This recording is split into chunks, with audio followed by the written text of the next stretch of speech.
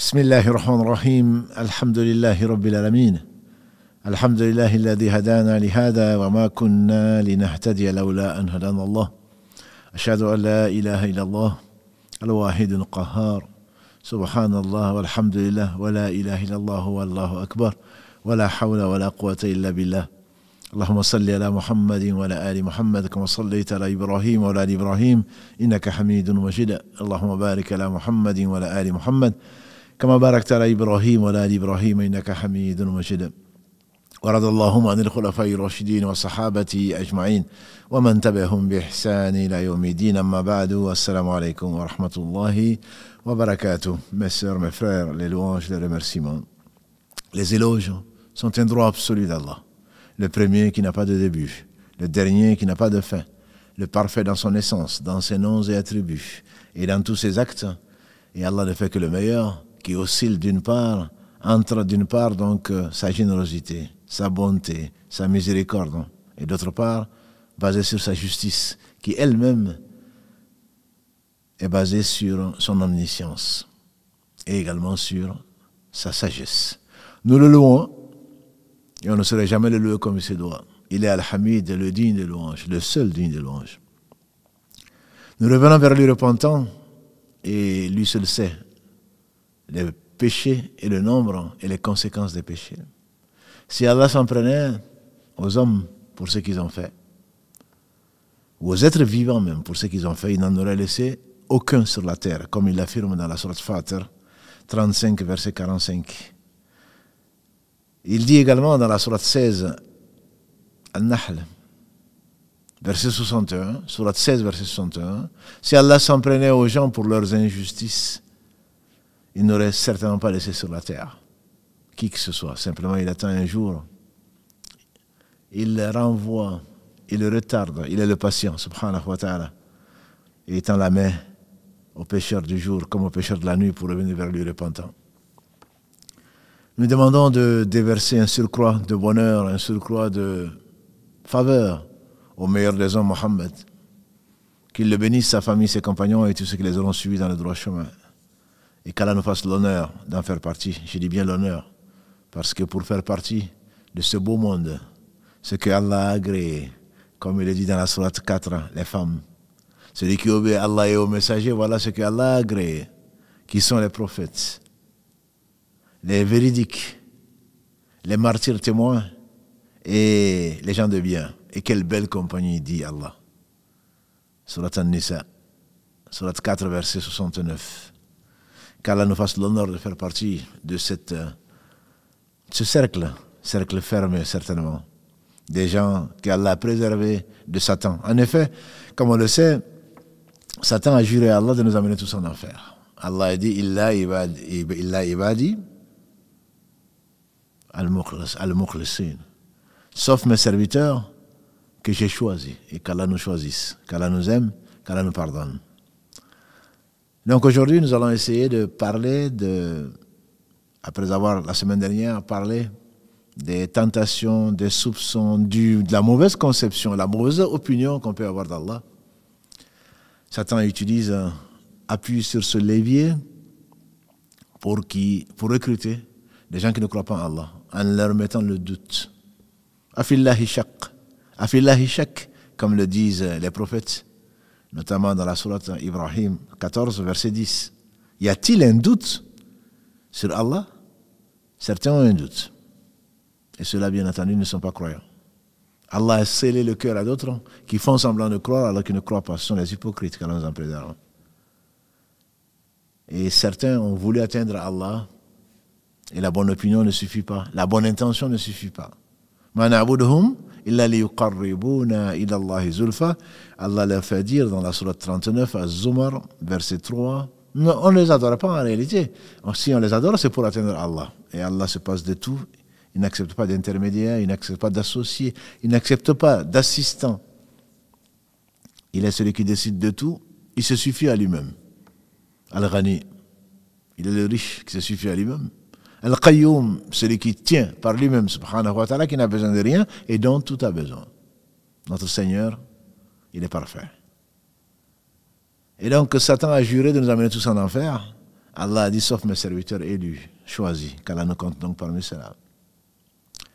Satan, quand il n'a pas pu plutôt, entraîner les gens dans le polythéisme, le pire des péchés, quand il n'a pas réussi à leur mettre le doute, Allah leur a donné la certitude, il essaye de les faire dévier. De les faire dévier, en particulier, de se rapprocher d'Allah par autre que la sunna du prophète sallallahu alayhi wa sallam. Allah dit dans la sourate Ali Imran 3, verset 31, Qul ya Muhammad, Qul in kuntum tuhibbuna Allah fattabi'uni yuhibbukumullah wa yaghfir lakum dhunubakum wallahu ghafurur rahim. Dis-leur, ô Muhammad, si vous prétendez aimer Allah, alors suivez-moi. Suivez-moi, Allah vous aimera et vous pardonnera vos péchés. C'est la deuxième condition pour qu'Allah accepte. La première, c'est la sincérité, ne le faire que pour Allah, en ne passant par personne. La base, bien sûr, c'est l'islam. وَمَنْ يَبْتَغِ غَيْرَ الْإِسْلَامِ دِينَ فَلَمْ يُقْبَلْ مِنْهُ وَهُوَ فِي الْآخِرَةِ مِنَ الْخَاسِرِينَ. Allah dit dans la sourate 3, Ali Imran, verset 85, celui qui recherche à se rapprocher d'Allah par autre que l'islam, il ne l'accepte pas de lui. Et dans l'au-delà, il fera partie des perdants.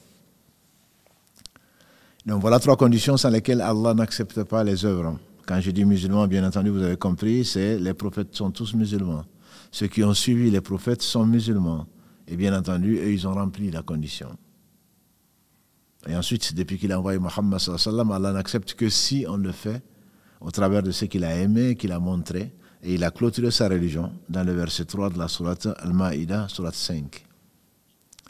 Satan donc essaye de les pousser, de nous pousser à suivre une autre tradition que celle de Muhammad sallallahu alayhi wa sallam. Pauvres coranistes qui se disent se baser sur le Coran, ils ont laissé. Celui qui ne croit pas à la mission de Muhammad sallallahu alayhi wa sallam, comment est-ce qu'il peut prétendre être musulman? Comment est-ce qu'il peut attester dans sa prière, dans le tashahhud ou ailleurs, ashhadu an la ilaha illallah wa ashhadu anna Muhammadan abduhu wa rasuluhu sallallahu alayhi wa sallam. Et donc Satan, quand Allah t'épargne ces déviations, y compris dans la communauté musulmane, je parle de la communauté musulmane, puisque le prophète sallallahu alayhi wa sallam nous a dit que sa communauté bénie se divisera en 73 parties, dont une seule sera sauvée. On lui a dit laquelle? Il dit celle qui sera sur ce que je suis, moi, sur laquelle je suis moi aujourd'hui, moi et mes compagnons. Donc ensuite, Satan va, puisque Allah t'a préservé de ça, il ne se décourage pas et il se contente même de moins. Il insistera pour que tu sois associateur. C'est-à-dire c'est l'enfer pour l'éternité si tu meurs dans cet état. Il te met le doute pour que tu ne crois pas en Allah, même résultat. Et il te met ensuite sur une voie qui n'est pas celle de l'envoyé d'Allah sallallahu alayhi wa sallam. Et la conséquence, c'est le gros risque de passer par l'enfer, à moins que Allah revienne vers toi pour que tu puisses te repentir. Et là, qu'est-ce qu'il va faire? Il va te mettre dans les extrêmes, soit dans le laxisme, soit dans le rigorisme. C'est ce que les Arabes appellent le tafrit et l'ifrat. Satan, peu importe, disait un homme de qui on a pensé du bien. Un homme de science disait, peu importe, l'essentiel c'est que tu tombes. Que tu sois un extrémiste de gauche ou de droite, que tu abandonnes, que tu sois laxiste ou que tu sois rigoriste, lui, le résultat, c'est ce qu'il veut. C'est le résultat qui compte, c'est-à-dire qu'il veut amener la quasi-totalité de l'humanité en enfer. Donc que tu sois extrémiste d'un côté ou de l'autre, laxiste ou rigoriste, lui, ça lui est égal. L'essentiel, c'est le résultat. La fin justifie les moyens pour lui, ce qui n'est pas notre cas. Commençons par ceux qui sont laxistes. Et il y en a beaucoup dans la communauté. Quand j'entends, et je suis surpris, que dans les pays musulmans et non musulmans, quand j'entends que statistiquement en France, 70% des musulmans, je dis qu'ils sont musulmans, c'est l'avis majoritaire des savants, même si certains doutent de leur islam, ou même ne croient pas à leur islam, 70% de gens qui prétendent être musulmans, et celui qui prétend être musulman, pour moi, il est musulman. 70% des musulmans, donc, avouent ne pas faire la prière. Le lien entre Allah et son serviteur. La première chose sur laquelle l'homme sera interrogé, Si la prière est bonne parce qu'elle empêche des choses blâmables et des turpitudes, comme Allah l'affirme dans la sourate 29, Al-Ankabut, verset 45, comme Allah l'affirme, et il dit vrai, la prière empêche des choses blâmables et des turpitudes. Quand tu ne pries pas, comment tu veux ne pas être dans la turpitude? On entend des gens, non, moi je me drogue, moi je bois, moi j'ai une copine, moi j'ai un copain, donc je vais attendre d'abord de régler ma situation pour prier, parce que ce serait hypocrite. Le problème, mon frère, ma soeur, c'est que tu comptes sur toi-même. La hawla wa la quwwata illa billah. Il n'y a de force et de mouvement que par Allah. Si tu pouvais, pourquoi tu attends? Si tu pouvais le faire toi-même, sans Allah, pourquoi tu attends? Rappelle-toi Jésus, alayhi salam. Quand Allah le rappelle dans la sourate 3, Ali Imran, les versets 35 et suivants, rappelle-toi au Jésus, rappelle-toi, lui dit son Seigneur, et le nôtre. Quand tu faisais les oiseaux sous forme d'argile et j'y mettais ou tu les faisais vivre par ma permission. Le mort, tu le ressuscitais par ma permission. Tu guérissais l'aveugle par ma permission. La hawla wa la quwwata illa billah. Il n'y a de force et de puissance que par Allah. Non, je vais attendre d'arrêter de voler, de tricher pour faire la prière. Mais c'est la prière qui t'empêche justement, qui va t'aider, qui va te pousser, si vraiment tu es sincère, à arrêter ce que tu fais. Alors prie. Si vraiment tu es sincère, je jure par le Seigneur de la Mecque, le Seigneur de la Kaaba, que la parole d'Allah est vraie. Et par conséquent, c'est Allah qui dit « Inna salata tanha anil fahsha'i wal munkar ».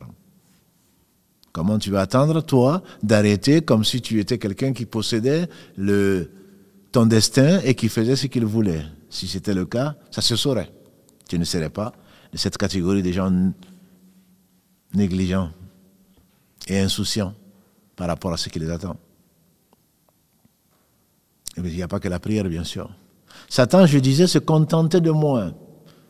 En étant de l'avis que les gens qui ne font pas la prière, qui meurent dans cet état sans se repentir, sortiront un jour de l'enfer, comme l'a promis le prophète sallam au travers de très nombreux hadiths, celui qui aura tant soit peu de foi dans son cœur, il va sortir, il ne va pas s'éterniser dans l'enfer, il va rentrer au paradis. Mais après avoir subi ce qu'il a mérité, et Allah est miséricordieux. Il est encore temps, tant qu'on est vivant, de revenir vers Allah repentant. Lui, le miséricordieux, lui qui pardonne tous les péchés. Inna Allaha yaghfiru dhunuba jami'a. Innahu huwal ghafurur rahim. Surat Az-Zumar, verset 53. Surat 39, verset 53. Qul ya ibadi alladhina asrafu ala anfusihim la taqnatu min rahmatillah. Inna Allaha yaghfiru dhunuba jami'a. Innahu huwal ghafurur rahim. Dis-leur, ya Muhammad. Qul ya ibadi, ô mes serviteurs qui sont fait outragement tort, jamais ne désespérez de la miséricorde d'Allah. C'est l'un des plus grands péchés. Allah pardonne tous les péchés. Il est le miséricordieux, le pardonneur. Qu'Allah nous pardonne. Personne ne rentrera au paradis, comme l'a dit le prophète sallam, à cause de ses œuvres. On dit même toi, il dit même moi. Même moi, si Allah ne me fait pas miséricorde. Et Allah lui a fait miséricorde. Et il est au paradis, sallallahu alayhi wa sallam. Comme tous les prophètes et les gens qu'Allah a agréés, parmi les véridiques, parmi les martyrs témoins et les gens de bien. La promesse d'Allah est vraie. La prière fait partie donc des grands péchés. Satan, je disais, se contente de peu, se contente de moins. S'il n'arrive pas à te faire sortir de l'islam, s'il n'arrive pas à faire de toi un associateur, alors il va te pousser vers les grands péchés. Qu'est-ce qu'un grand péché? Tous les péchés sont importants. Il n'y a pas de petit péché, disait un homme de science. Ne vois pas la petitesse du péché, mais vois la grandeur de celui à qui tu désobéis. Il n'y a pas de petit péché. Mais ce qu'on peut appeler des péchés mineurs par rapport à des péchés majeurs. Kaba'ir, ce sont les péchés qui sont les plus grands. Kaba'ir, kabir, c'est grand. Kaba'ir, ce sont les grands péchés. Mais il n'y a pas de petits péchés en fait. Sara'ir, on dirait plutôt les sayyi'at, plutôt les péchés véniels au travers qu'Allah pardonne au travers entre une Umrah et une Umrah, Ramadan, entre les prières, les péchés qui ont été faits, si on évite les kaba'ir. Les kaba'ir sont donc les grands péchés. Et certainement, ceci est fait quand tu es dans un état où ta foi est très basse. On appelle grand péché, il y a beaucoup de définitions, mais la définition peut-être la plus simple et la majoritaire chez les savants, c'est tous les péchés où Allah subhanahu wa ta'ala qu'il menace d'un châtiment dans ce bas monde, comme la fornication, comme le vol, comme autre chose. Ce sont des grands péchés. Parce qu'Allah a rendu sacré 6 choses, ma sœur. La vie. Commencez par la vie. La religion. L'honneur, surtout l'honneur des femmes, chaste. Les biens. La raison, c'est pour cela qu'il a interdit les stupéfiants.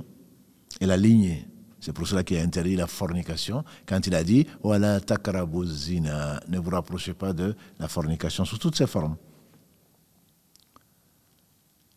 Les péchés pour lesquels Allah a déclaré la guerre, comme l'usure.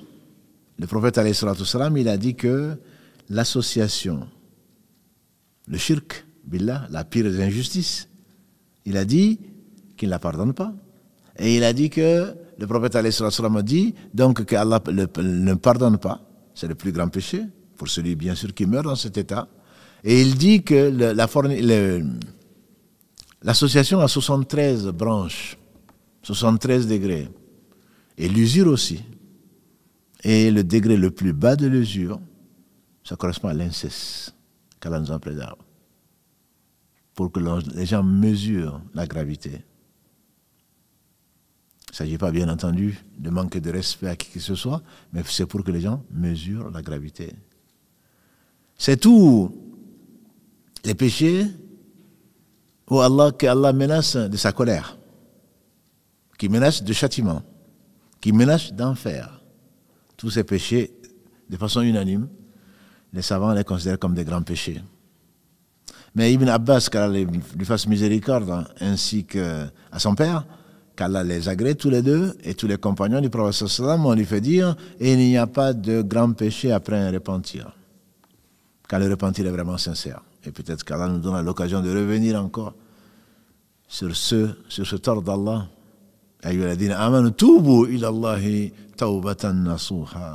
Oh, vous les croyants, revenez à Allah repentant d'un repentir sincère. Le prophète sallam disait pareil. Oh, vous les gens, repentez-vous à Allah. Wallahi, comme il disait, par Allah, je me repens plus de 110 fois par jour.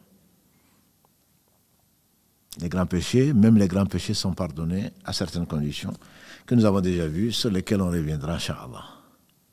Les péchés moindres, donc il y a ces grands péchés. Les péchés moindres, comme on a dit, ce sont les sara'ir, comme on les appelle, mais ça c'est les savants qui les appellent, mais ce sont les sayyi'at, ou le lamam, comme Allah le dit, subhanahu wa ta'ala, illa lamam. C'est-à-dire, c'est des péchés mineurs et on n'insiste pas dessus. Ibn Abbas encore, l'interprète, attitré, que Allah a béni au travers de l'invocation du prophète sallam du livre d'Allah, c'est Ibn Abbas qui disait le petit péché peut devenir un grand péché si on insiste dessus, si on le refait souvent. Et le prophète alayhi salam nous a mis en garde contre le fait de négliger les petits péchés. C'est le but de Satan. Je vous ai dit, il se contente de moins. S'il n'a pas ceci, il descend ses exigences, ses revendications, il te les descend. Mais une fois que tu mets le doigt dans l'engrenage, il les remonte. De ce que tu appelles petit péché, ça devient un grand péché. La désobéissance à Allah, toute désobéissance, les compagnons du prophète sont unanimes dessus, toute désobéissance est une ignorance. Toute désobéissance est une injustice et est une ignorance.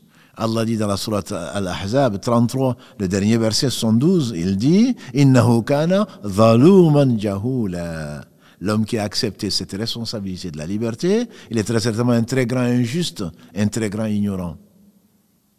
Celui qui désobéit à Allah, au moment où il désobéit, il est certainement ignorant. Alors ça, c'est ce côté que Satan exploite Parce que tu es ignorant, tu ne connais pas ton Seigneur. Si tu connaissais ton Seigneur, tu ne l'aurais jamais désobéi. Inna batasha rabbika la shadid. Allah dit dans la sourate 85, le khudoud, le fossé, la saisie de ton Seigneur est terrible. La saisie de ton Seigneur est terrible. Si seulement tu y crois. Et donc ces péchés, ces grands péchés, ces péchés moindres, c'est ce vers quoi Satan il va te pousser s'il n'a pas réussi à faire de toi un associateur. Il n'a pas réussi à faire de toi un dénégateur. Il n'a pas réussi à faire de toi un vrai hypocrite. Il n'a pas réussi à faire de toi un innovateur. Alors il va te dire, c'est pas grave, Inna Allaha Ghafour Rahim. Combien de gens connaissent ce verset? Allah est certes Ghafour, le pardonneur, Rahim, le miséricordieux. Mais c'est qu'on oublie, qu'on ne dit pas souvent, Innahu huwa shadidul iqab. Il est aussi dur de châtiment. On prend une partie et on laisse l'autre. Le laxisme donc vient de là. Et le laxisme, pourquoi le laxisme? Ah, Allah va me pardonner.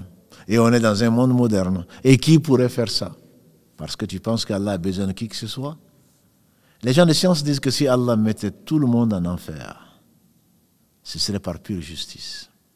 Mais sa miséricorde l'emporte. Si Allah met tout le monde en enfer, ce serait par pure justice. Allah n'a besoin de personne, ni de l'ange Gabriel, ni de Mohammed, ni de Jésus, ni de Moïse, ni d'Abraham, ni de personne. Ce n'est que par pure miséricorde qu'il les a choisis, purifiés, et il leur fera miséricorde encore plus le jour du jugement dernier.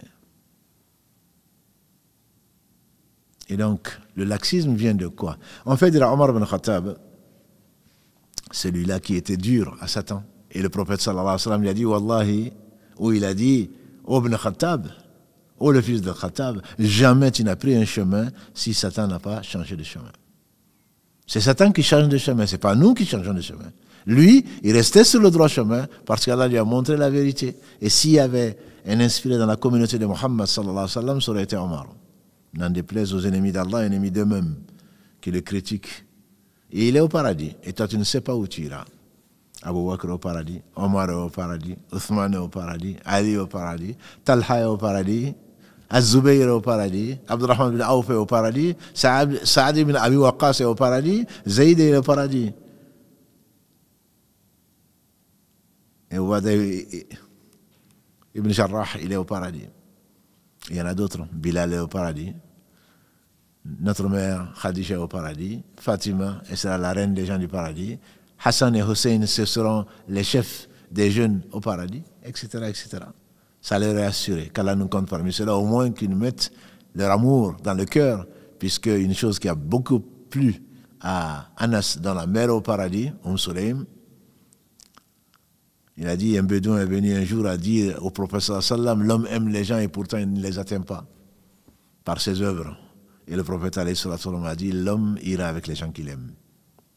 Donc vois, ma soeur, mon frère, quels sont les gens que tu aimes. Parce que tu seras rassemblé avec eux. Soit au paradis, soit ailleurs. Il n'y a que deux destinations. Donc le laxisme vient de quoi? On dit qu'Omar ibn Khattab, donc je disais, il a dit à Saad ibn Abi Waqqas, qui est un oncle maternel du prophète sallallahu alayhi wa sallam, et l'un des 10 à qui Allah a promis le paradis dans le même hadith des 10. Saad ibn Abi Waqqas, Allah a ouvert l'Irak et l'Orient entre ses mains, et quand du temps de Omar, quand Allah l'a éprouvé par les musulmans, et qu'il est resté pendant 10 ans à leur tête, Amir al-Mu'minin, le chef des croyants. Lui, c'était un vrai. Lui, c'était un vrai. Qui ne dormait pas avant de savoir que tous les gens avaient eu de quoi manger, de quoi dormir, de quoi boire, et étaient en sécurité avant que lui puisse dormir. Qu'Allah l'agrée et le récompense de notre part. Omar donc l'a accompagné, il a dit à Saad, que ta parenté avec le prophète sallallahu alayhi wa sallam ne te trompe pas. Donc ils disent, mon père est imam, ma mère a fait le hajj 10 fois, que ça ne te trompe pas. La parenté avec le prophète sallam ne te servira à rien au jour du jugement dernier. Il dit, il n'y a que la piété. Et la piété est basée sur quoi? Sur l'obéissance à Allah et la fuite des péchés.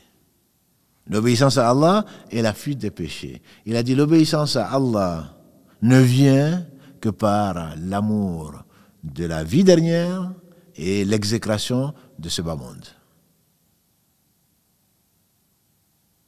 L'amour de la vie dernière et l'exécration de ce bas monde. Et la fuite des péchés ne vient de quoi? Il n'y a pas de secret. La fuite des péchés ne vient que par l'amour de l'autre vie et la détestation de la vie d'ici-bas. Quand je dis détester, bien entendu, il s'agit d'exploiter son temps, d'exploiter cette vie ici pour l'au-delà. Comme l'a dit le prophète sallam, soit dans ce bas monde, à Ibn Omar, radiallahu anhuma, soit dans ce bas monde comme un passant ou un étranger. Et Ibn Omar disait, quand tu es au matin, n'attends pas le soir pour faire le bien. Quand tu es au soir, n'attends pas le matin. Prends sur ta santé pour quand tu seras malade et pour ta vie pour quand tu seras mort.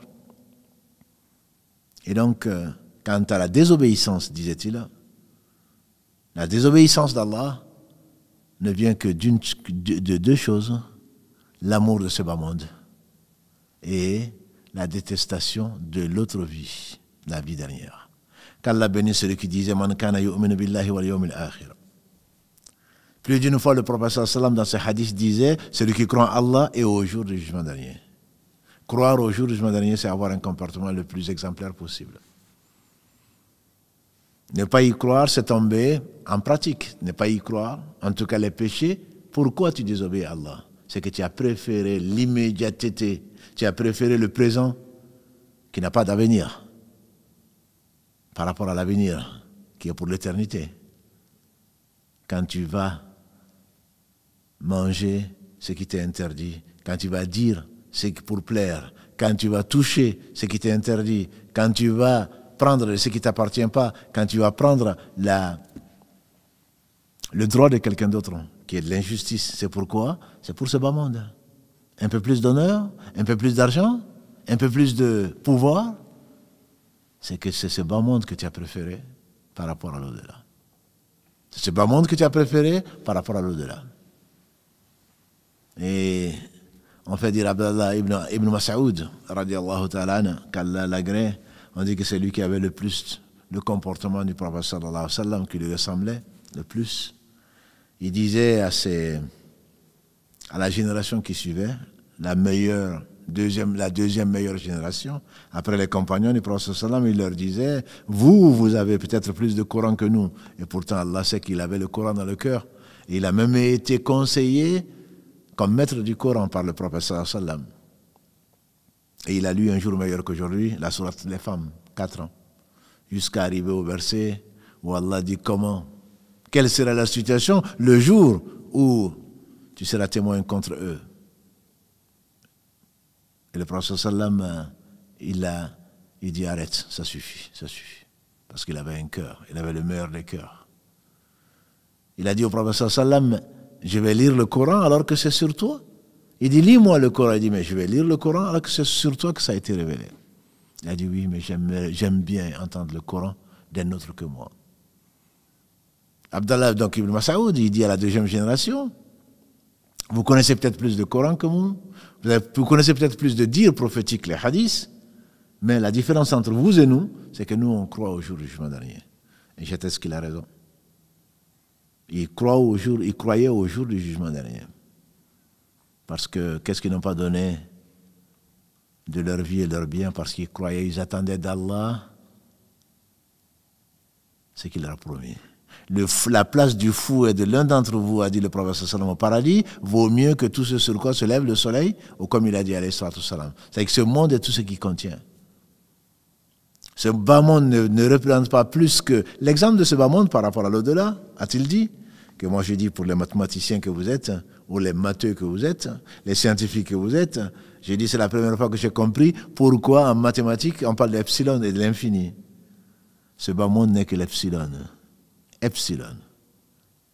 Et l'autre monde c'est l'infini, comme on le représente en mathématiques. C'est là seulement, quand j'ai compris ça, j'ai commencé à comprendre l'utilité des mathématiques.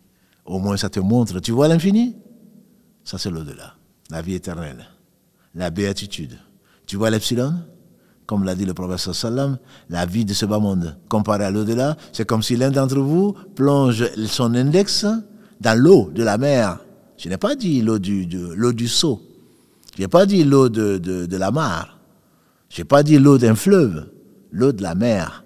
Tu plonges ton index dessus ou un doigt et tu ressors. Et tu regardes quelle est la quantité d'eau que tu as emportée avec, en retirant ton doigt de la mer par rapport à l'étendue de la mer. Donc, il est vraiment ignorant. Mais l'homme est vraiment ignorant. Celui qui va désobéir à Allah en préférant la vie de ce bas monde par rapport à l'éternité. Injuste vis-à-vis de qui? Vis-à-vis de lui-même. Parce que quand ton âme t'a poussé à désobéir à Allah, à préférer ce bas monde, c'est avec cette âme que tu risques de goûter ce que tu mérites. En fait, Ali, cousin, gendre du prophète sallam et quatrième calife orthodoxe, on lui fait dire, il y a 6 vertus à obtenir. Connaître Allah et lui obéir. Connaître Satan et lui désobéir. Connaître la vérité et la suivre. Connaître le faux et s'en éloigner. Connaître la vie d'ici-bas et la fuir. Connaître l'au-delà et œuvrer pour l'au-delà. Voilà 6 choses. Celui qui les a, alhamdulillah, il a tout le bien. Connaître Allah pour lui obéir. Connaître Satan pour lui désobéir. Parce que Satan veut t'amener en enfer. Connaître la vérité et la suivre. Connaître le faux et s'en écarter. Connaître la vie d'ici-bas et la fuir. Et connaître la vie de l'au-delà et œuvrer pour celle-là. Qu'Allah fasse de nous des gens de l'au-delà.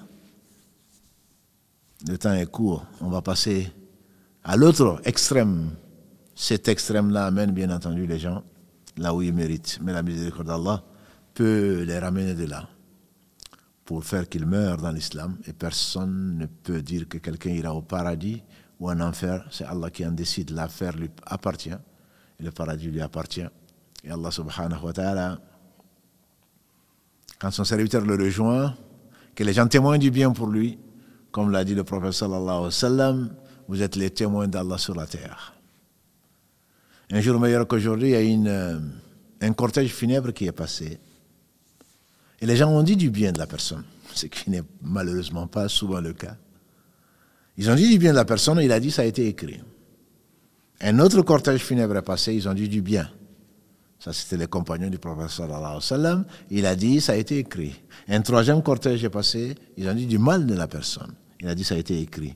On dit, mais de quoi s'agit-il? Tu as dit, c'est écrit et c'est écrit. Il dit, oui, vous êtes les témoins d'Allah sur la terre. Si vous avez dit du bien sur quelqu'un, c'est que c'est quelqu'un pour qui vous témoignez. Si vous avez dit du mal, c'est quelqu'un contre qui vous témoignez. Et Allah dit subhanahu wa ta'ala, quand mes serviteurs témoignent du bien pour quelqu'un, je confirme leur témoignage de ce qu'ils ont vu, puisqu'on ne peut témoigner que ce qu'on a vu, et je pardonne ceux qui ne savent pas. Qui d'entre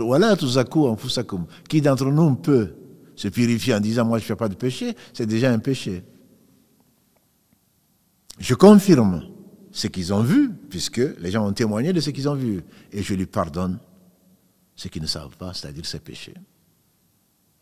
Notre Seigneur est généreux, il est miséricordieux. Quand Satan ne t'a pas amené dans les grands péchés, encore on aurait pu en parler des heures et des heures. Le grand péché, même le petit péché est petit péché, sans dire que le grand péché des gens de science, des gens que l'on voit devant, est encore plus grand que le grand péché de celui qui n'est pas un guide. Pourquoi? Parce que Satan aime bien. Il aime bien que celui qui appelle les gens à Allah tombe dans le grand péché. Priez pour lui. Parce que s'il tombe dans le grand péché, comme les gens sont venus en arrière, en constatant le grand péché de certains savants, ou des gens qui appellent à Allah. Parce que comme ça, c'est la religion, puisque les gens ont identifié L'islam a des gens. L'islam est la religion d'Allah. Inna dina inda Allah l'islam. Verset 19 de la sourate Al-Imran, sourate 3. La religion pour Allah, c'est l'islam. C'est la religion de personne. Elle appartient à Allah. C'est pour cela qu'on ne peut pas la monnayer, pour cela qu'on ne peut pas la vendre. Elle appartient à Allah. Tu ne peux pas vendre ce qui ne t'appartient pas. Que Allah y ait associé qui il a voulu en leur donnant l'islam, c'est notre cas, on le remercie. Mais ce n'est pas on prend de tout le monde, on laisse de tout le monde, disait Ibn Abbas encore, qu'Allah l'a gré ainsi que son père. Certains disent que c'est l'imam Malik, sauf de celui qui est dans cette tombe, étant dans la mosquée du prophète sallam, son cimetière étant, donc sa tombe étant dans sa mosquée, et on parlait de lui. Donc, quelle que soit la personne, quelle que soit ton admiration pour la personne, quel que soit ton amour pour la personne, tu dois l'aimer pour Allah. Tu n'arriveras à la saveur de la foi, comme l'a dit le prophète sallam, que si tu aimes Allah et son message au-dessus de tout. Et quand tu aimes pour Allah. Et quand tu détestes pour Allah. Et tu crains de revenir de l'islam une fois que Allah t'a guidé, comme tu crains de tomber dans le feu. Donc ce n'est pas parce qu'un savant a dit ceci ou a fait cela, ou a commis un grand péché, ou quelqu'un qui appelle à Allah, que l'on voit souvent à la télé, ou que l'on voit sur les réseaux sociaux, ce n'est pas parce qu'on l'a pris en train de faire l'adultère, ou je ne sais quoi d'autre, que cela va changer ton opinion sur l'islam. Non. Prie pour lui. Mais Satan est encore plus réjoui, parce que beaucoup de gens suivent des gens et ne suivent pas l'islam. Quand les gens, le prophète sallam nous a dit, ne soyez pas comme des moutons de panurge. Quand les gens font du bien, vous faites du bien. Et quand les gens font du mal, vous faites du mal. Donc Satan vise particulièrement les gens qui appellent à Allah. Les gens qui enseignent. C'est pour cela que je mets mes frères et mes sœurs en garde. Ceux qui font des mises en garde. Le problème, c'est que quand tu fais une mise en garde, la chair des savants est empoisonnée. Il ne faut pas manger la chair, bien entendu. Atuhibuna, comme Allah le dit subhanahu wa ta'ala dans la sourate 49. Ayuhibbu ahadukum an ya'kula lahma akhihi mayita fakarihtumu. Verset 12, la sourate 49. Est-ce que l'un d'entre vous aimerait manger la chair de son frère mort? Mais bien sûr que vous en avez horreur. Donc la médisance, il a fait. Surtout si c'est un savant, surtout si c'est un enseignant. Ça dit que tu es un Satan humain. Tu vas repousser les gens de son enseignement. Qui aura gagné? C'est Satan. Et tu es un Satan humain en repoussant les gens de la parole d'Allah subhanahu wa ta'ala. Pourquoi tu ne prierais pas pour lui? Pourquoi tu ne le conseillerais pas en privé? Etc., etc. Le laxisme amène et qu'Allah nous rende sincères. Parce que quelles que soient tes prétentions, quel que soit le nombre de tes livres, quel que soit le nombre de tes conférences, quel que soit le nombre de quelle que soit ton apparence, l'homme aime bien apparaître, aime bien l'apparence.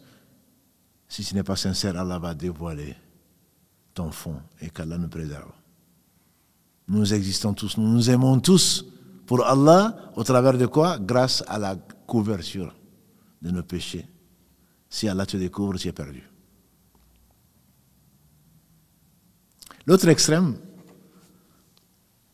que connaît une minorité, puisque Satan n'a pas pu te faire glisser les pas pour que tu sois pris en flagrant délit d'adultère ou en flagrant délit de vol ou de détournement d'argent ou de je ne sais quoi d'autre ou de corruption comme il y en a aujourd'hui, il va te dire ton casier judiciaire est terrible, comme me le disait un frère. Il se reconnaîtra peut-être s'il suit ce live. Je me suis fait inviter parce que j'avais été informé qu'il jeûnait tous les jours, sauf l'Aïd, sauf les deux fêtes. Je me suis invité chez lui et il m'a honoré comme Allah aime. Les croyants sont généreux et ils sont de bons hôtes. Quand le plat a été posé, je lui ai dit mange. Il me dit non, je ne mange pas. Moi, je jeûne. J'ai dit non, tu vas manger. Ça, c'est l'exemple de Abu Darda et de Salman al-Farisi, qu'Allah les agrée tous les deux. Il dit non, moi je jeûne. J'ai dit je ne mangerai pas tant que tu ne vas pas manger. et c'est une sunna, quand tu as des autres, de manger avec eux, même de rompre le jeûne. J'ai dit pourquoi tu manges? Je jeûne. J'ai dit pourquoi? C'était un lundi, c'était un jeudi. C'est le 13, 14, 15 du mois. Voilà les jours où il est conseillé de jeûner, ou alors tu es en train de rattraper. Certainement ton ramadan où tu étais malade. Il me dit non, c'est parce que tu ne connais pas mon casier judiciaire. Des gens qui se chargent. Satan, il te dit, mais toi tu es perdu. Avec ce que tu as fait dans ton passé, tu es perdu. Tu as volé, tu as triché, tu as avorté, tu as tué. Ne sais-tu pas que Allah a pardonné à quelqu'un qui a tué 100 personnes? Ton casier judiciaire est-il plus grand? Le plus important, c'est que tu reviennes vers Allah repentant. Et sache, comme Allah le dit dans la sourate Al-Baqarah, 2, verset 222, facile à retenir, sourate 2, verset 222. Inna Allah yuhibbu tawwabin wa yuhibbu al-mutatahhirin. Allah aime les tawwabin, ceux qui viennent repentant vers Allah, et Allah aime les gens qui aiment se purifier. Alors, puisque tu es venu dans l'islam il n'y a pas longtemps, et que tu vas avoir des satans humains qui vont se dire, mais pour qui elle se prend? C'est pas elle qui chantait, c'est pas elle qui dansait, c'est pas elle qui s'habillait comme ça, et maintenant elle se prend pour une sainte. Alhamdulillah, c'est de la jalousie. C'est de la jalousie pure, parce que Allah les a privés, à cause justement de leur maladie du cœur, Allah les a privés de ce qu'il t'a donné, ma sœur. Ne les écoute pas. Allah les a privés de ce qu'il t'a donné, mon frère. Ne les écoute pas. L'homme peut se coucher musulman et se réveiller non musulman. Il peut se coucher non musulman et se réveiller musulman. Combien de gens se sont retrouvés alors qu'ils étaient dans la jahiliya, dans une vie d'ignorance, dans une vie d'insouciance, et Allah les a réveillés. Et ils sont devenus même parmi eux des savants. Ensuite, Allah leur a donné ce qu'il donne aux gens qu'il aime, c'est-à-dire la science. Mais la science, c'est le juste milieu. 3 hommes sont venus trouver les femmes du prophète sallallahu alayhi wa sallam. Il n'y a pas de hasard. Ils sont venus les trouver, ils leur ont dit, que fait le prophète sallallahu alayhi wa sallam? Elles leur ont répondu, il y a des jours où ils jeûnent, il y a des jours où il mange, sans jeûner. La nuit, il ne passe pas sa nuit à prier, il dort et ensuite il se lève pour prier. Et il est marié. Prétentieux ou ignorants surtout, ils ont dit, ça c'est parce que Allah a pardonné aux prophètes ses péchés passés et à venir. Nous ne sommes pas des prophètes. Ils font allusion au premier verset de la sourate 48, Al-Fatih. Afin que Allah te pardonne tes erreurs passées et tes erreurs à venir. Ils ont dit donc c'est une faveur qu'Allah lui a accordée. Nous, ce n'est pas notre cas. Sous-entendu, nous, on ne va pas bénéficier de la miséricorde d'Allah. Alors on va être exigeant. Lundi, moi, je ne vais plus jamais dormir la nuit. Toutes les nuits, je vais prier. Et l'autre dit, moi, je ne vais jamais manger dans la journée. Je vais jeûner tous les jours. Et le troisième a dit, moi, je ne vais jamais me marier, je vais rester célibataire. Quand le prophète sallallahu alayhi wa sallam est revenu, il a demandé, des gens m'ont-ils absenté, porté absent? Ils ont dit oui. Et qu'est-ce qu'ils ont dit? Et ils ont raconté ceci. Il dit, moi, je suis celui qui craint le plus Allah. Je jeûne et je mange. Je dors et je prie. Et j'ai des femmes. Celui qui s'éloigne de ma façon de faire de ma sunna n'est pas des nôtres. Ça ne veut pas dire qu'il n'est pas musulman, ça veut dire qu'il est extrémiste. Il est extrémiste. Ne sait-on pas que Allah n'a pas le jeûne que Allah a aimé le plus, c'est le jeûne du prophète Daoud alayhi salam. Il jeûnait un jour sur 2. Avec cette histoire, Abdallah ibn Amr ibn As, quand Allah a gracié son père, c'est l'un des 4 jeunes qui ont profité de la belle compagnie du prophète sallallahu alayhi wa sallam, avec Ibn Abbas, avec Ibn Mas'ud et avec le fils d'Omar, Ibn Omar, les 4 Abdallah. Abdallah ibn Amr ibn As, le prophète sallallahu alayhi wa sallam l'a appelé un jour. Il a dit, jeune homme, j'ai appris que tu jeûnes tous les jours et que tu pries toute la nuit. Il a dit oui, en effet. Il a dit jeûne 3 jours par mois. On pense au 13, 14, 15 ou 3 jours, comme on en a parlé. On peut jeûner. Il a dit 3 jours par mois, sans préciser. Il a dit je peux faire plus. Il dit jeûne tous les 3 jours. Il dit je peux faire plus. Il dit jeûne 1 jour sur 2. Il dit je peux faire plus. Il dit tu ne peux pas faire plus. C'est le jeûne qu'Allah aime le plus. C'est le jeûne de mon frère Daoud, c'est-à-dire David. Il jeûnait 1 jour et il rompait 1 jour. Et il ne fuyait pas dans la bataille. Il était courageux. Le roi David et le prophète David, le père de Suleiman, Salomon.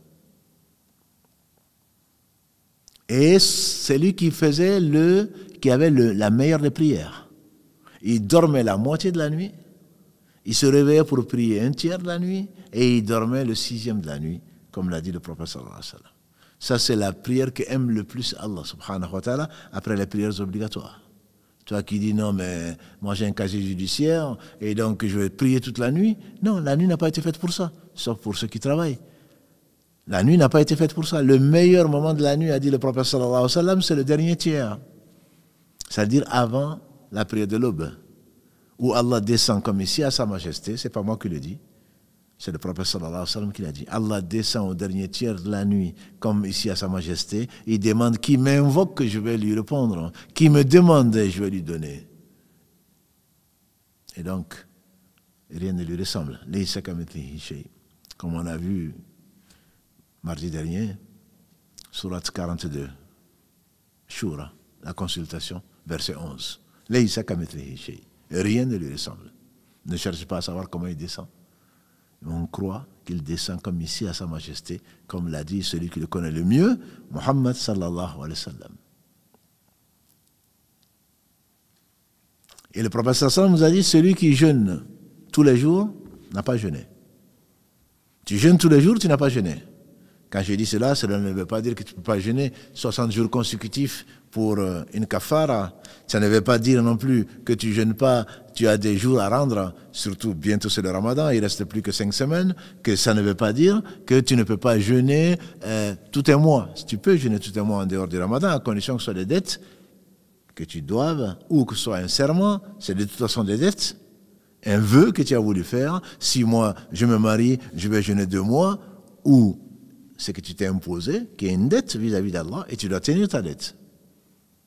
Ton engagement plutôt. Et donc, ça c'est possible. Mais toute ta vie, tu n'as pas le droit de jeûner toute ta vie. Celui qui jeûne toute sa vie, c'est comme s'il n'a pas jeûné. Ne veux-tu pas, ma soeur, ne veux-tu pas, mon frère, que je te dise comment tu peux gagner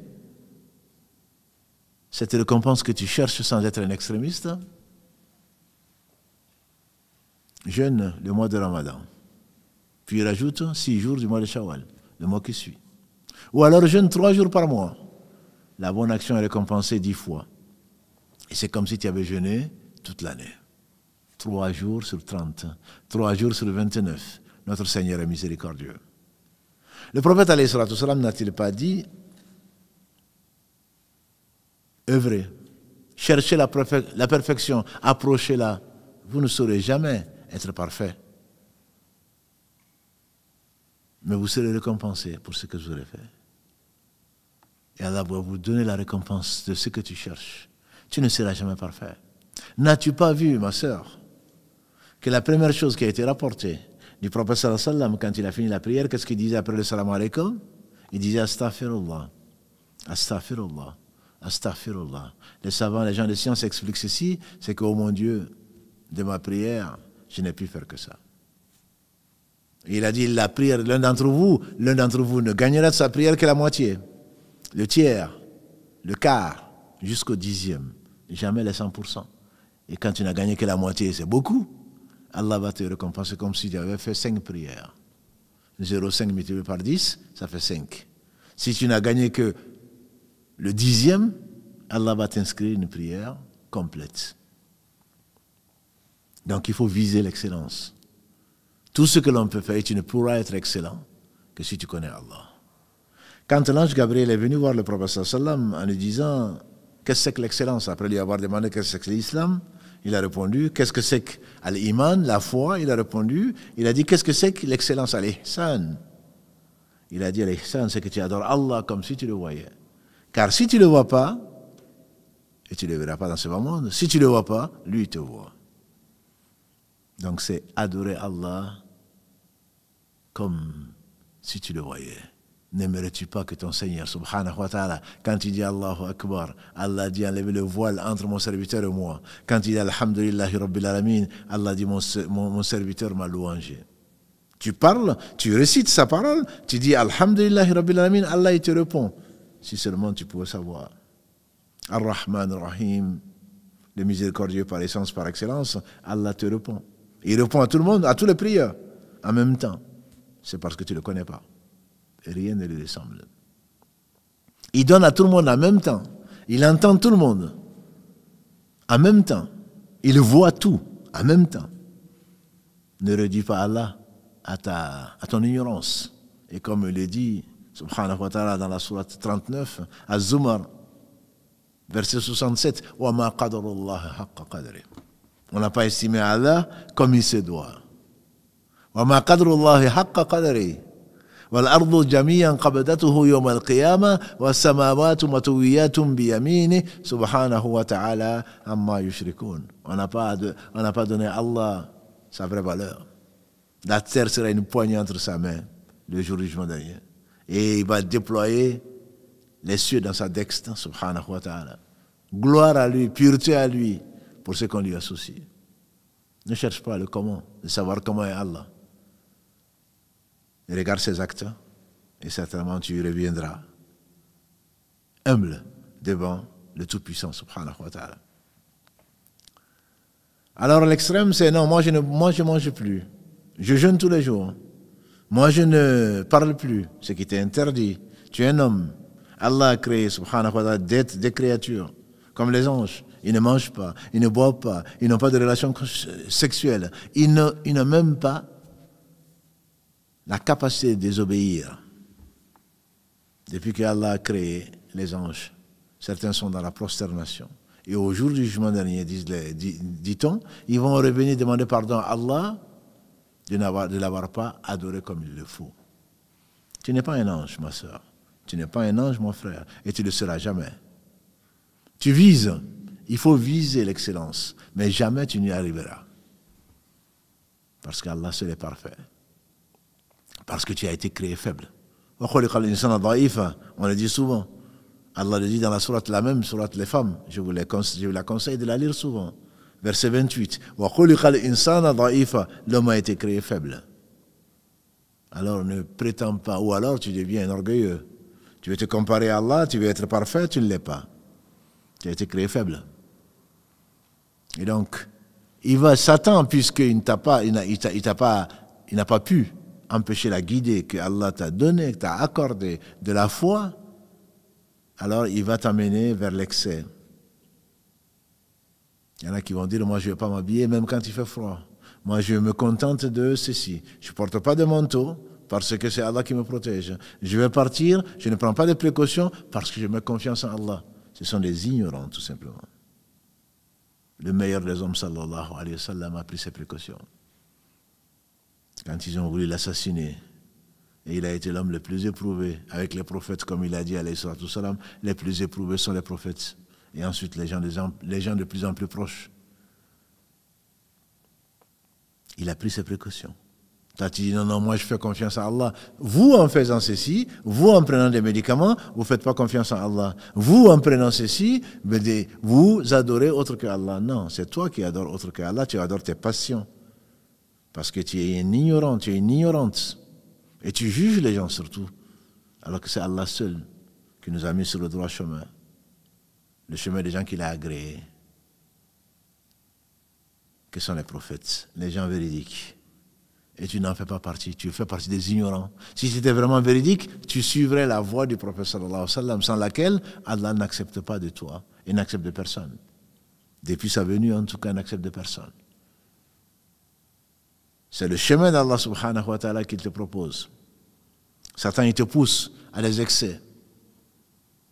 Le prophète alayhi salatu salam a mangé. Il a aimé l'épaule d'agneau. Mais ce bas monde représente chez lui beaucoup moins qu'il répand chez nous.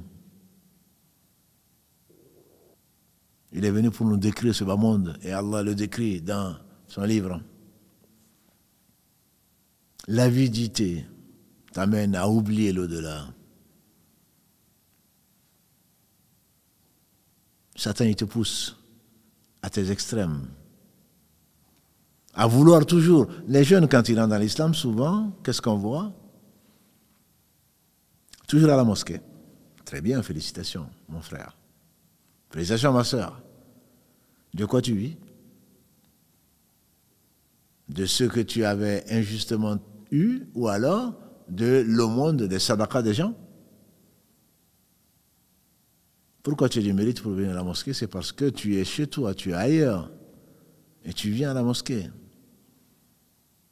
À moins que tu n'es pas d'ailleurs et que tu es tellement pauvre que tu es hébergé à la mosquée. La main qui donne est supérieure à la main qui reçoit.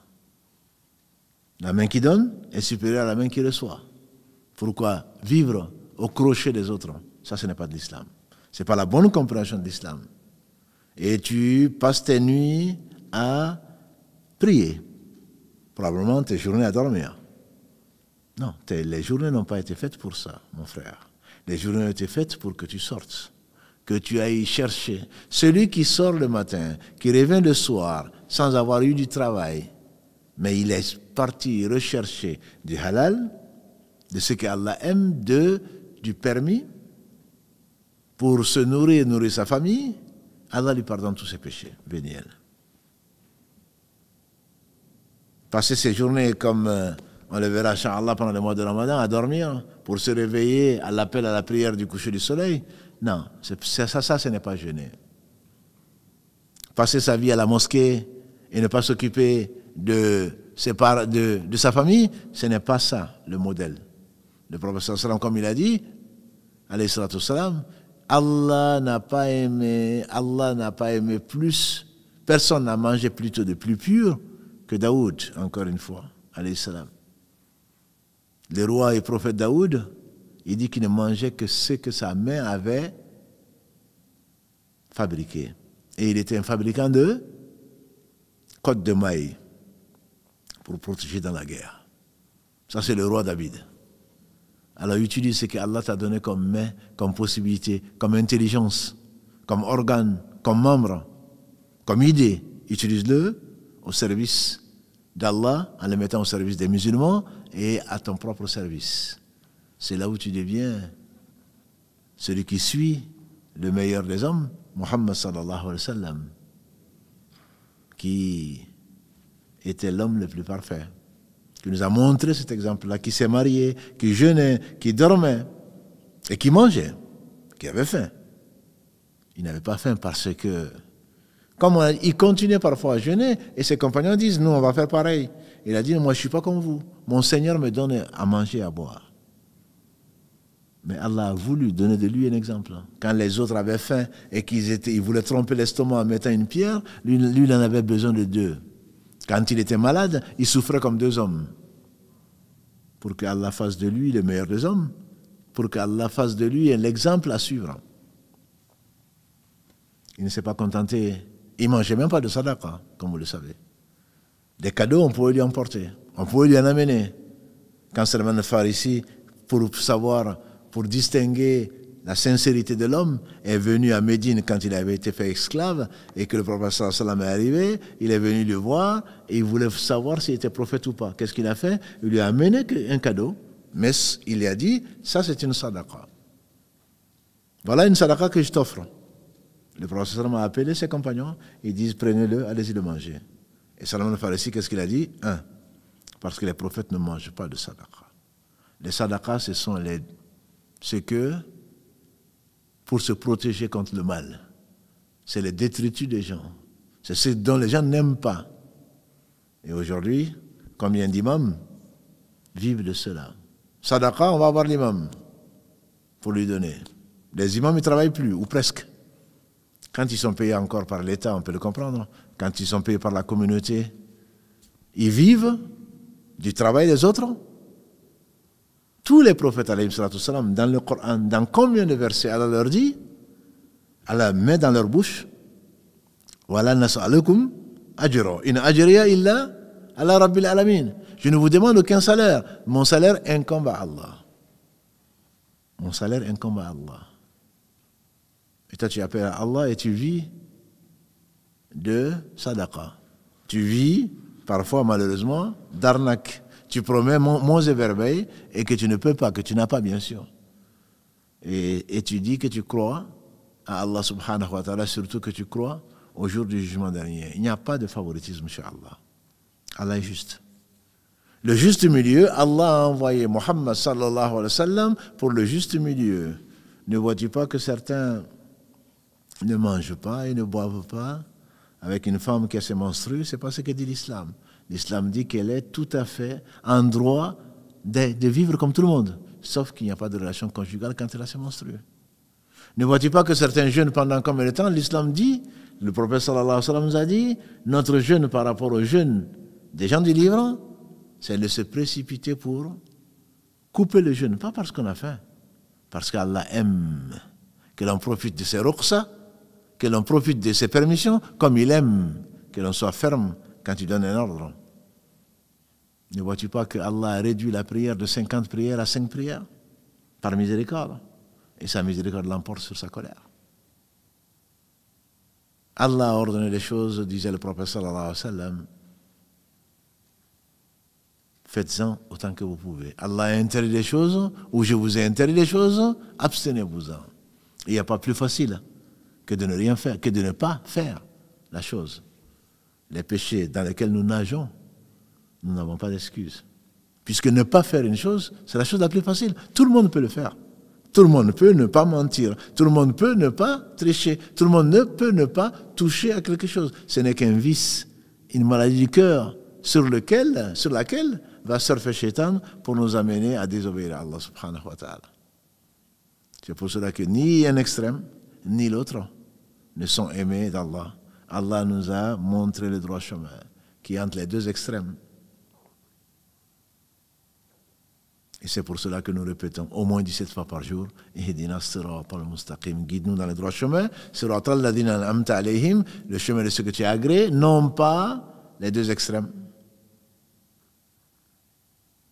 qui ont donné à Allah ce dont il se passe, les égarés, et qui savent grâce à Allah et qui ne n'appliquent pas. Les laxistes d'un côté et les rigoristes de l'autre, pensant que le chemin pour atteindre Allah passe par la mortification.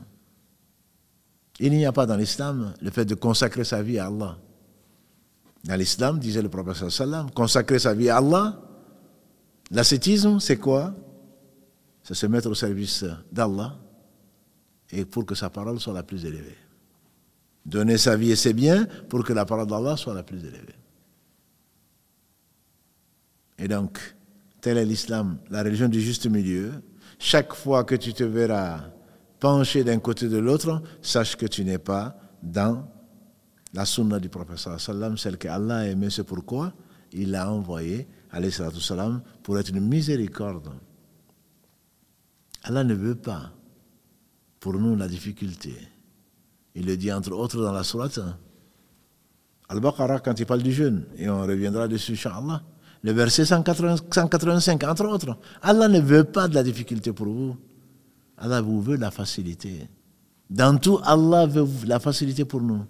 Et l'homme, parce que Satan le pousse, il se prend pour ce qui n'est pas, alors qu'il est faible, créé faible, Satan va te pousser à tes extrêmes. 12 rakas avant le Dohra, 16 rakas après le Dohra, 4 rakas, plutôt 10 rakas avant l'Asr, la nuit je ne dors pas du tout, le matin je ne mange pas, etc.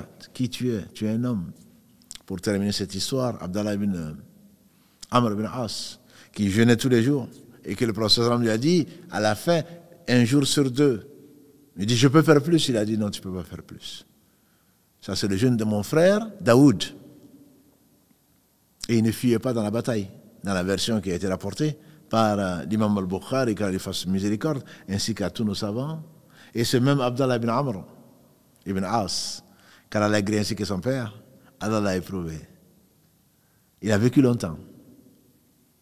Et il était tellement vieux qui n'arrivait plus à jeûner un jour sur deux.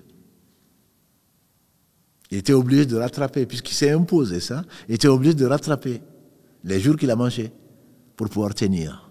Et qu'est-ce qu'il disait? Plus à Allah que juste écouter le prophète sallallahu alayhi wa sallam et que je ne jeûne que 3 jours par mois. Ne te prends pas, ma sœur, pour ce que tu n'es pas. Ne te prends pas, mon frère, pour ce que tu n'es pas.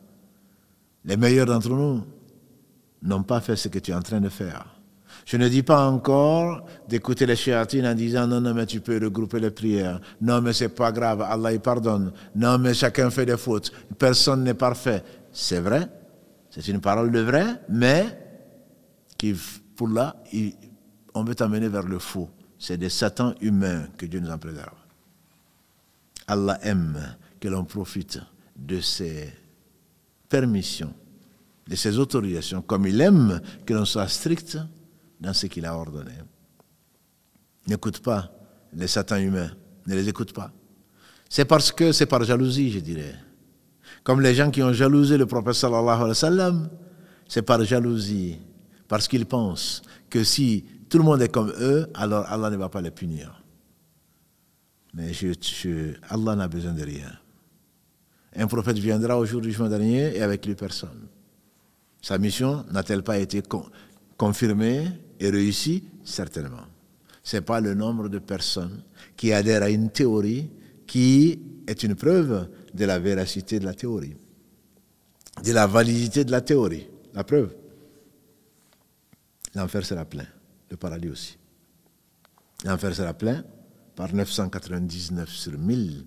On ne peut pas, même un roi africain ne sera pas élu avec 99,9%.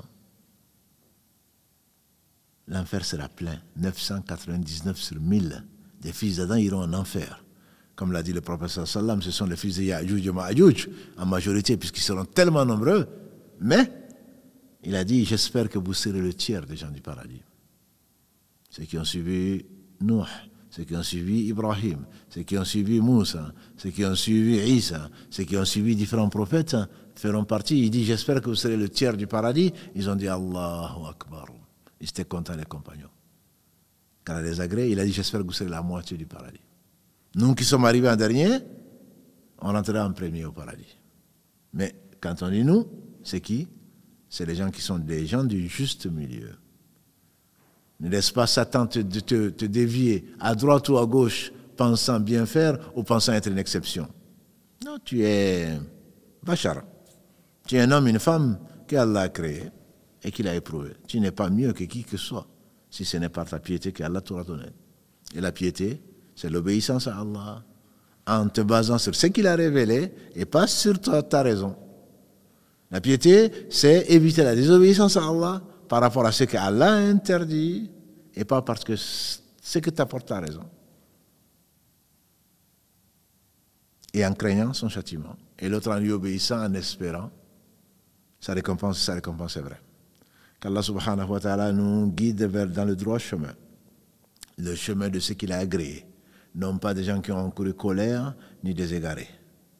Qu'Allah bénisse Mohammed, sa famille, ses compagnons, et tous ceux qui les ont suivis dans le droit chemin, et nous fasse l'honneur d'en faire partie, et qu'il fasse de lui notre modèle dans l'adoration.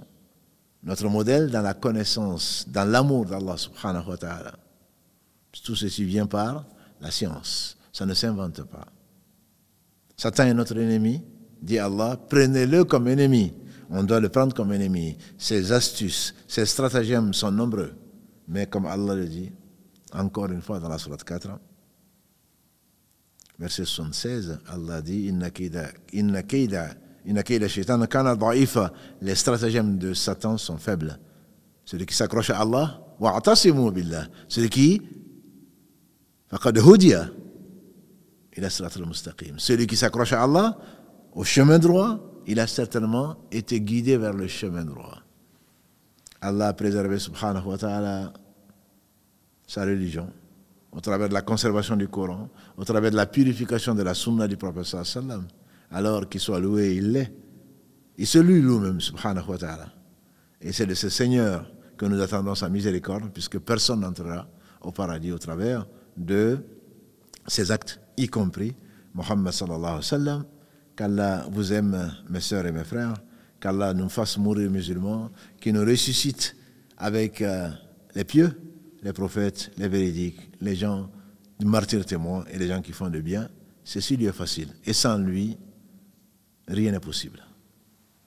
سبحانك اللهم وبحمدك أشهد أن لا إله إلا أنت أستغفرك وأتوب إليك سبحان ربك رب العزة عما يصفون والسلام على المرسلين والحمد لله رب العالمين والسلام عليكم ورحمة الله وبركاته.